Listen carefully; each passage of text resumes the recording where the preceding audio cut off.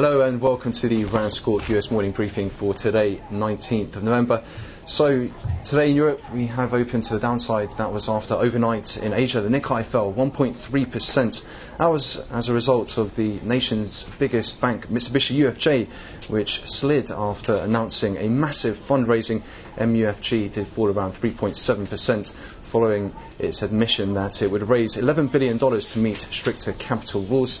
As such, did see some risk-averse trade in Europe, which led to a spike up in the dollar index following the open, and in turn that did weigh on commodity-related stocks, with basic materials sector underperforming in Europe thus far.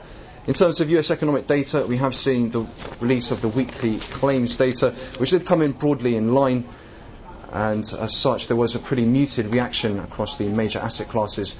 T-notes did spike up slightly, though they did come back very quickly after that. In terms of what we're looking for ahead, we'll see the US leading indicators data, which is expected at 3 o'clock London time. That's 9 o'clock. Current expectations are for 0.4%. Further to that, we'll also be eyeing Philly Fed, also due at 3, and mortgage delinquencies, and then the weekly release of the EIA Nat Gas storage change data. In terms of speakers today, Treasury's Geithner is scheduled to speak, as well as ECB's Trichet and Gonzales Paramo of the ECB, as well as Fed's Fisher.